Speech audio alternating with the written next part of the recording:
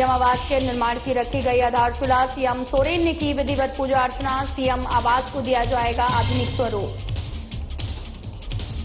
आतंकी मुठभेड़ में शहीद हुए बीएसजी जवान। पटना एयरपोर्ट पर लाया गया शहीद जवान का पार्थिव शरीर। राजकीय सम्मान के साथ में दी गई श्रद्धांजलि। बोकारो के श्री अयप्पा सेवा संगम का चुनाव संपन्न। लोकतांत्रिक प्रक्रिया से चुनी गई नई समिति। पी राजगोपाल को बने अध्यक्ष। पंडित रघुनाथ मुर्मू की 120वीं जयंती। दुमका में ग्रामीणों ने रीति रिवाजों के साथ दी श्रद्धांजलि। पंडित रघुनाथ के ओल चिट्ठी का किया था आविष्कार। बाबा बासुकीनाथ धाम में श्रद्धालुओं की भीड़। बुद्ध पूर्णिमा पर पूजा और धार्मिक आयोजन। सुरक्षा को लेकर भारी पुलिस बल तैनात।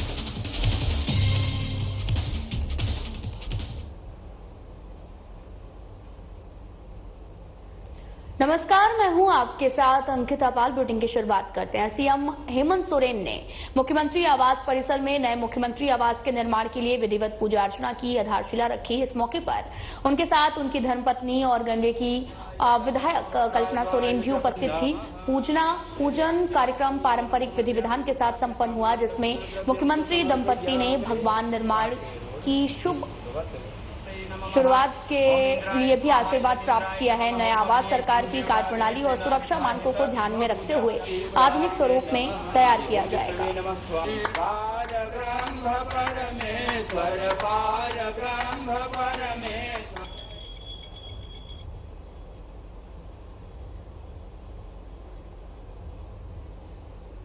जम्मू कश्मीर के आरएसपुरा सेक्टर में आतंकियों से मुठभेड़ के दौरान शहीद हुए BSF sub inspector Mohammad Imtiaz का पार्थिव शरीर आज सुबह पटना एयरपोर्ट लाया गया है, जहां उन्हें राजकीय सम्मान के साथ श्रद्धांजलि दी गई। बिहार सरकार की ओर से मंत्री श्रवण कुमार और नितिन नवीन और साथ ही नेता प्रतिपक्ष तेजस्वी यादव ने पुष्पांजलि अर्पित की है। छपरा के इस वीर सपूत की शहादत पर पूरा प्रदेश गर्व महसूस कर रहा। साथ ही श्रद्धांजलि सभा में बीएसएफ और प्रशासन के वरिष्ठ अधिकारी भी मौजूद रहे। शहीद इम्तियाज की बहादुरी को देश हमेशा याद रखेगा। इस दौरान हर आंख नम मगर सिर गर्व से ऊंचा था।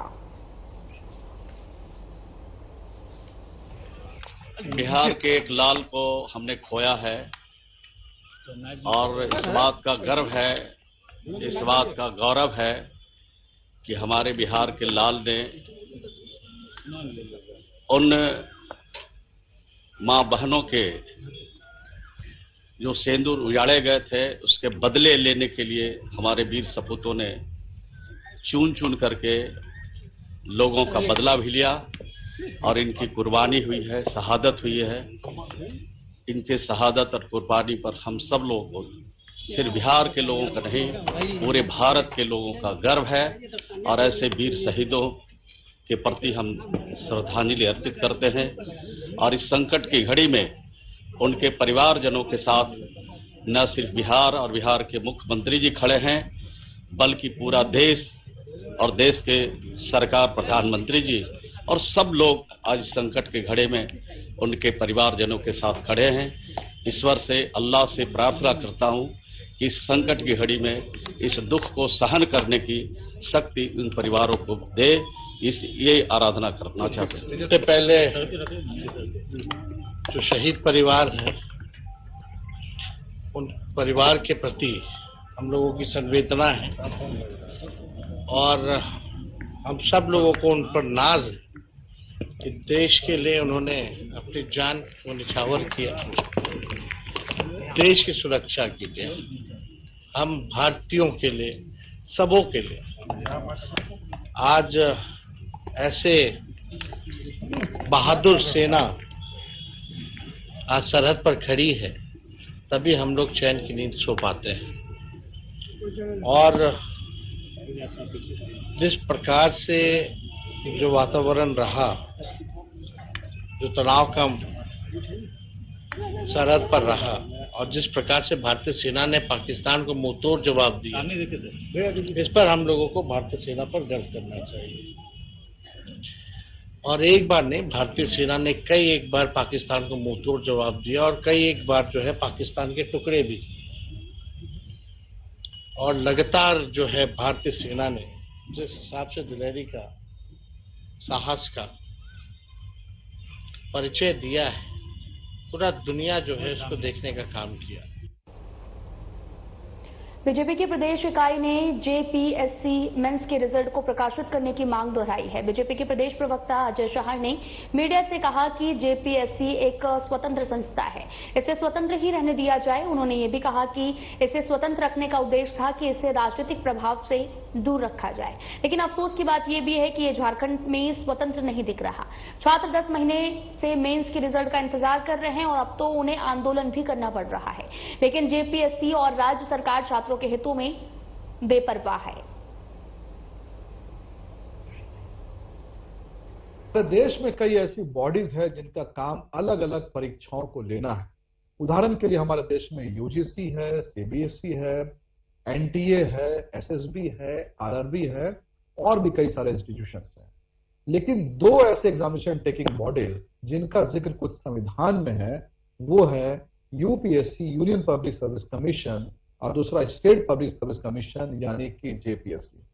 संविधान का जो आर्टिकल है, आर्टिकल 315 से लेकर के 323, उसमें इन दोनों बॉडीज का जिक्र है और संविधान खुद कहता है कि इन दोनों बॉडीज को इसलिए बनाया गया है ताकि इंडिपेंडेंट रूप से काम कर सके, ताकि ये जो फैसले हैं उन फैसले को पॉलिटिकल इंटरफेरेंस से हट करके ले सके, फास्ट ले सके, इफिशिएंट ले सके और जो छात्रों के हित में है वो फैसले ये इंस्टीट्यूशंस ले सके। अगर हम झारखंड की बात करेंगे, जेपीएससी की बात करेंगे, तो जेपीएससी कई सारे एग्जाम्स को लेती है। जेपीएससी का काम असिस्टेंट प्रोफेसर्स का भी रिक्रूटमेंट है, मेडिकल ऑफिसर्स का भी है। लेकिन जब कोई छात्र कहता है कि वो जेपीएससी की तैयारी कर रहा है, तो बाय डिफॉल्ट इसका मतलब होता है that he is preparing for civil service examination. Shri Ayyappa public school Bokaro में रविवार को झारखंड उच्च न्यायालय के आदेशानुसार उपायुक्त की देखरेख में श्री अयप्पा सेवा संगम का चुनाव शांतिपूर्वक संपन्न हुआ। शासकीय एसडीओ प्रांजल ढांडा की निगरानी में लोकतांत्रिक प्रक्रिया से 2025-28 की नई समिति चुनी गई है। 127 मतदाताओं में 80 से भी अधिक लोग केरल से मतदान के लिए आए हैं। साथ ही पी राजगोपाल को अध्यक्ष पद का पर निर्विरोध चुना गया है और अन्य पदों पर ईएस सुशीलन, महासचिव मोहनन आर नायर और साथ ही शशिन्द्र करात उपाध्यक्ष, बालाचंदन कोषाध्यक्ष बने। डॉक्टर सुरेश बाबू और साथ ही सुरेश कुमार के बोर्ड सदस्य चुने गए हैं। अध्यक्ष के निष्पक्ष चुनाव की पुष्टि की गई है। उच्च न्यायालय के जो आदेश था 7 मार्च का, उसका निष्पादन करते हुए माननीय डिप्टी कमिश्नर मैडम के निर्देश पर चुनाव संपन्न हुआ। इसमें पूरे अयप्पा सेवा संगम के जो वरिष्ठ सदस्य हैं, करीब करीब 70-80 लोग केरल से आए और ये सारे लोग 75-80 साल की उम्र के हैं जो इसका नींव डाले थे। ये सारे लोग आए, प्लस उसके अलावा बोकारो के जो हमारे मेंबर्स हैं, सीनियर मेंबर्स हैं, सब मिलके आज चुनाव करवाए और चुनाव हुआ है डिप्टी कमिश्नर मैडम का निर्देश पर। और इस चुनाव शांतिपूर्ण ढंग से खत्म हो गया।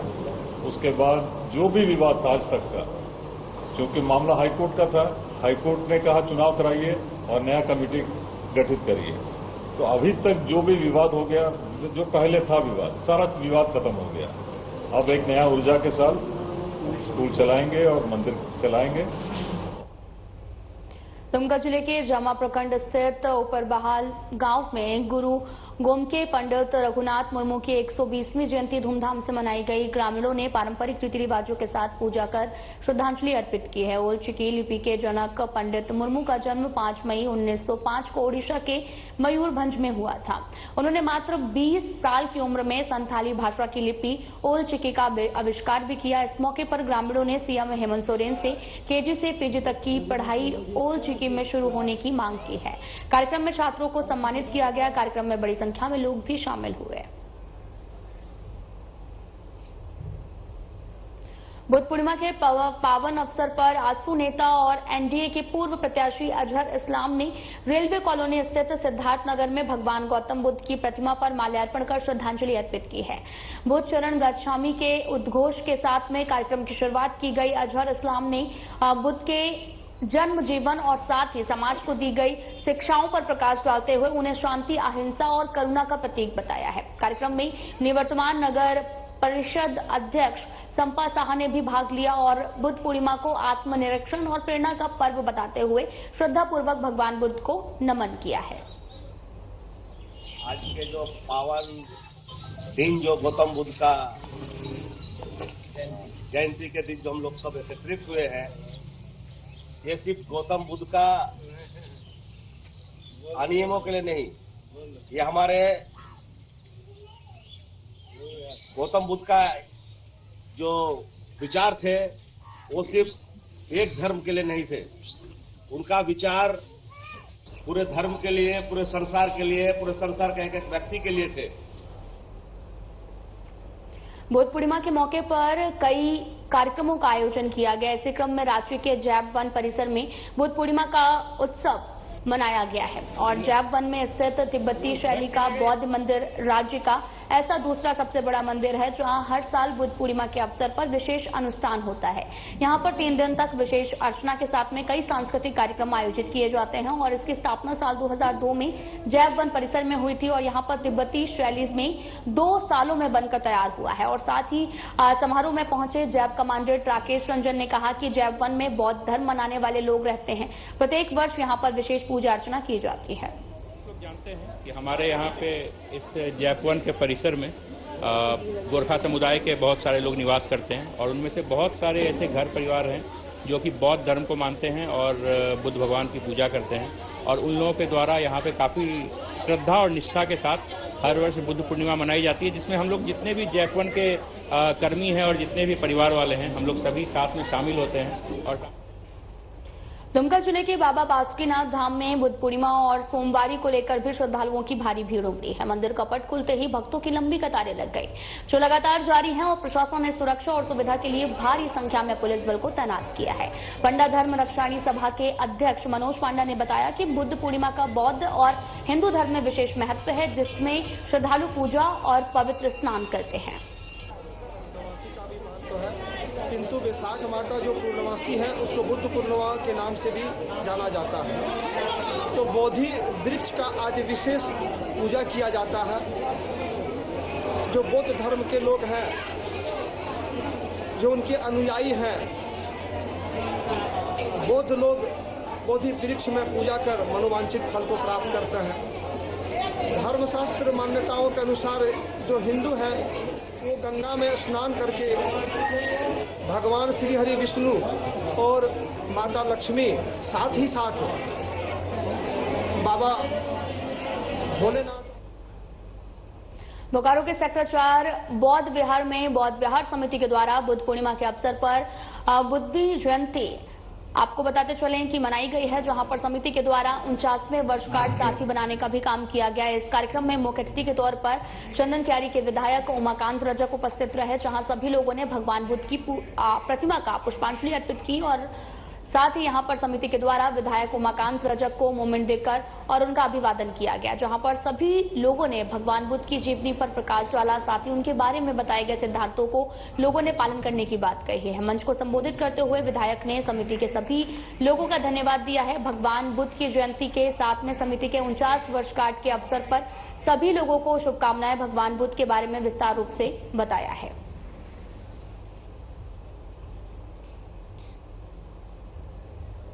तो खबर बिहार के किशनगंज से है, जहां पर दिगल बैंक प्रखंड अंतर्गत लक्ष्मीपुर, लोहागरा, धनतोला कई जगह पर किशनगंज जिला बीजेपी प्रवक्ता कौशल किशोर यादव के द्वारा क्षेत्र भ्रमण किया गया है, जहां पर दिगल बैंक प्रखंड की 3 बेटियों ने बिहार पुलिस में चयनित का परचम भी लहराया है।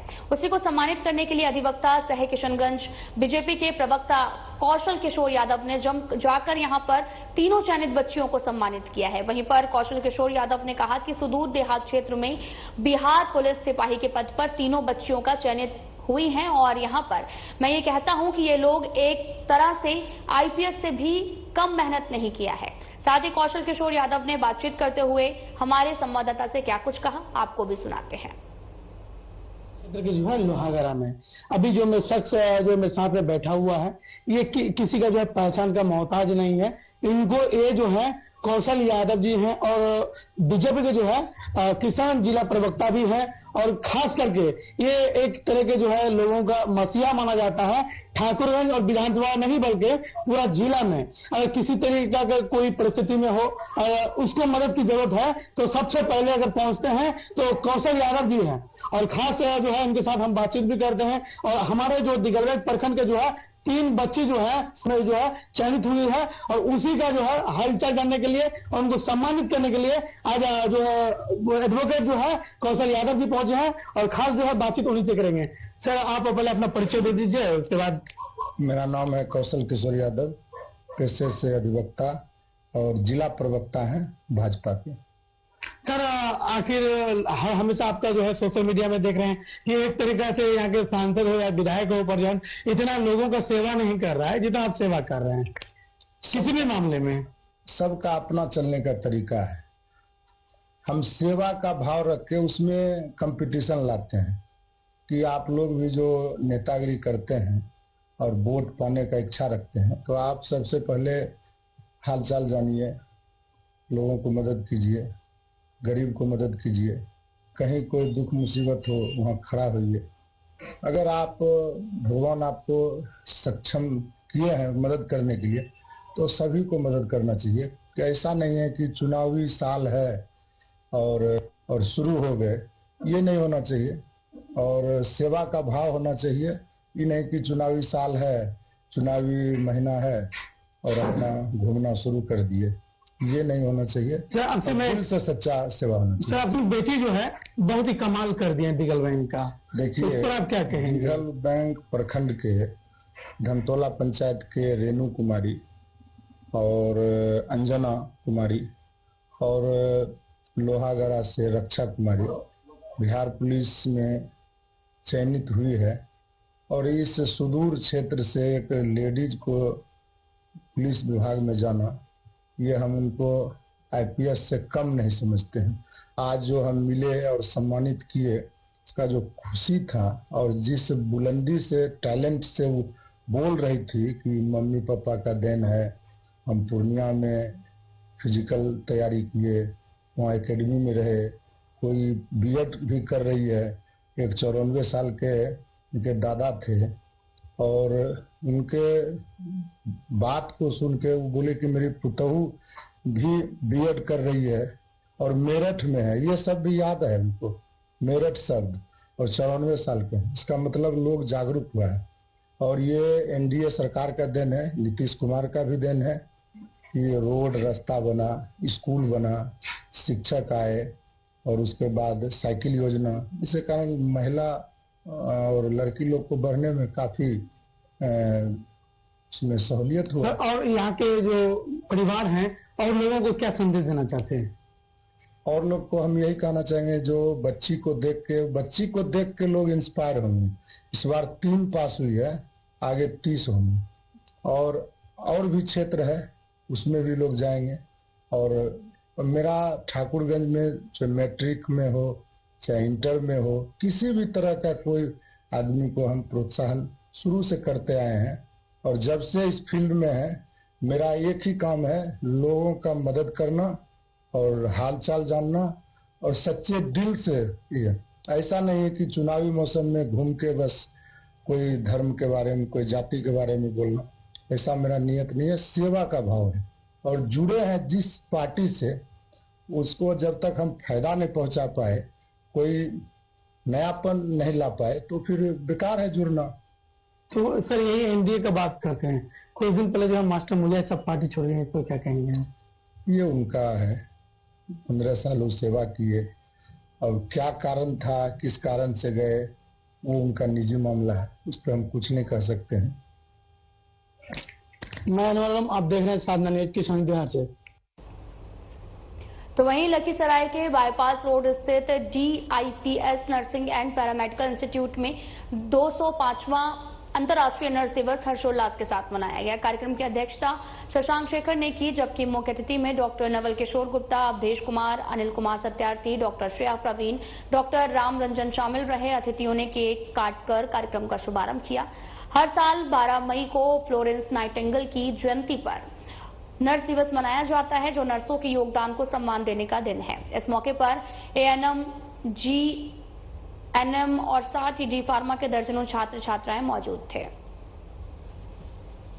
हम लोग यही कहना चाहेंगे, आज का दिन सभी नर्सों के जितने भी पैरामेडिकल कोर्स कर रहे हैं डीआईपीएस में, उनको कर्तव्य को निर्वहन करने के लिए और पालन करने के लिए और सेवा भाव से गरीब मरीजों को इलाज समर्पण भाव रखना चाहिए।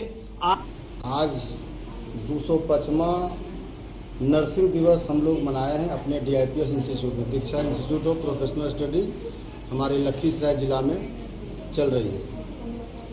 तो उसी इंस्टीट्यूट के अंदर हम लोग बच्चे को शिक्षा देते हैं और 205वां नर्सिंग दिवस है, फ्लोरेंस नाइटिंगेल के जन्मदिन पर मनाया जाता है। और ये कहेंगे कि अच्छे से क्लास करें, जो व्यवस्था दिया गया है उसका लाभ उठाएं और जीवन में आगे बढ़ें, लोगों की सेवा करें, इससे बढ़िया। साहिबगंज के मुफस्सिल थाना क्षेत्र के महादेवगंज के रहने वाले वीर शहीद मुन्ना यादव की 5वीं पुण्यतिथि मनाई गई।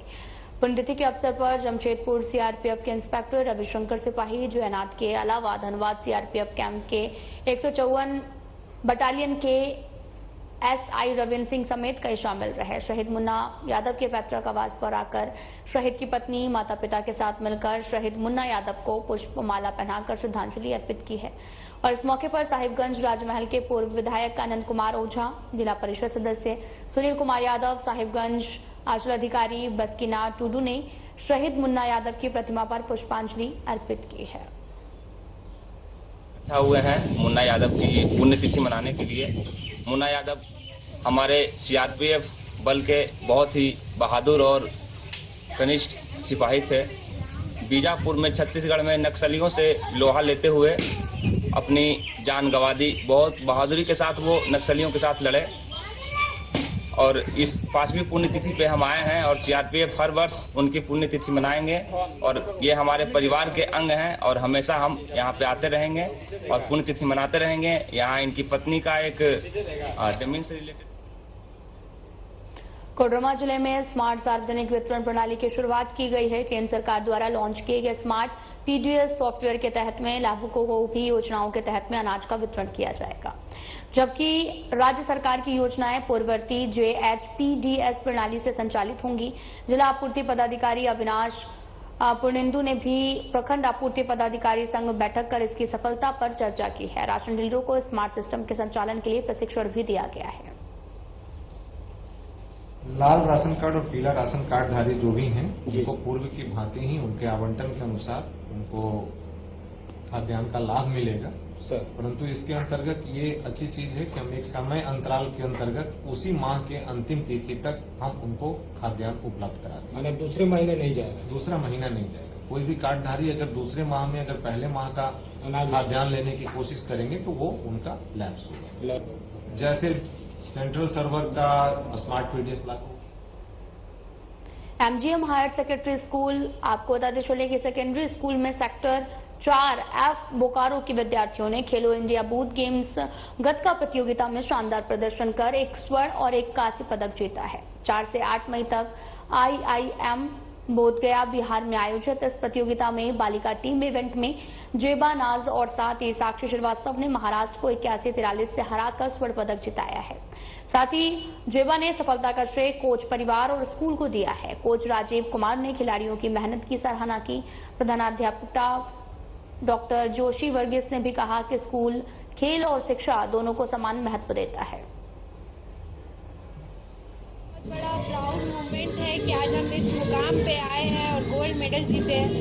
पिछले 2 साल से हम लोग का बहुत प्रयास रहा था, बहुत प्रैक्टिस था हमारा कि हम लोग को इस जगह पे पहुंचना है।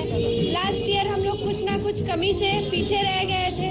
इस ईयर हम लोग गोल्ड मेडल जीते आए। इसमें बहुत बड़ा हमारा राजीव सर का बहुत बड़ा हम लोग का सपोर्ट। बस झारखंड ने रचा है इतिहास, इसमें बोकारो के बच्चों का बहुत बड़ा योगदान है, हमारे छोटे बच्चों का, क्योंकि ये एक टीम गेम है। स्ट्रैटेजी से बच्चे खेलते हैं, कब कहाँ किस तरफ क्या पॉइंट बनाना है, उसको डिफेंस में रखना है या कहाँ। great moment, opportunity for all the students. Our students, they have performed extremely well in the national level. So it's not a moment only pride only for our school, but for Bokaro as well as for Jharkhand to achieve. Chatra के चर्चित जमीन कारोबारी बंधु यादव पर रविवार रात अज्ञात अपराधियों ने गोलीबारी की है, जिससे वे गंभीर रूप से घायल हुए हैं। उन्हें पहले चतरा सदर अस्पताल और फिर हजारीबाग के आरोग्यम अस्पताल रेफर किया गया। डॉक्टर बीएन प्रसाद की टीम ने रात में जटिल ऑपरेशन कर दोनों गोलियां सफलतापूर्वक निकाली हैं। ऑपरेशन पूरी तरीके से सफल रहा। उनकी हालत अब स्थिर है। अस्पताल निदेशक हर्ष अजमेरा ने सेवा भावना को प्राथमिकता बताया और घटना के बाद क्षेत्र में सुरक्षा को लेकर चिंता और भी बढ़ गई है। पुलिस अपराधियों की तलाश में जुटी हुई है। बताया कि एक चतरा का पेशेंट है जिसको गोली लगी हुई है और एक गोली छाती में लगा हुआ है, एक दाहिना हाथ में है, एक बायां पैर में लगा हुआ है। जब हम पहुंचे रात में इमरजेंसी में तो देखे पेशेंट को सांस लेने में काफी दिक्कत हो रही थी, बट उसका ब्लड प्रेशर वगैरह मेंटेन था। तो तुरंत उसको हम लोग एक्सरे कराया। सबसे पहले एक्सरे में देखा कि जो गोली है छाती वाला वो बाएं साइड में गोली फंसा हुआ था। हाथ वाला गोली भी मतलब हाथ में ही फंसा हुआ था। एंट्री वुंड तो था, एग्जिट वुंड दोनों में से किसी में नहीं था। तुरंत हम लोग उस वक्त ओटी में शिफ्ट कराए और सीआर मशीन में देख के फिर गोली को हम लोग निकाल दिए। जो हाथ वाला गोली था वो हड्डी को क्रॉस करके ऑपोजिट साइड गया हुआ था और जो चेस्ट में जो गोली था पूरा चेस्ट को छेदते हुए पीछे पीठ में उसको मारा हुआ था बैक साइड में, और वहां से पूरा चेस्ट को छेदते हुए बाएं साइड में आया हुआ था। फिलहाल बुलेटिन में इतना ही। नमस्कार।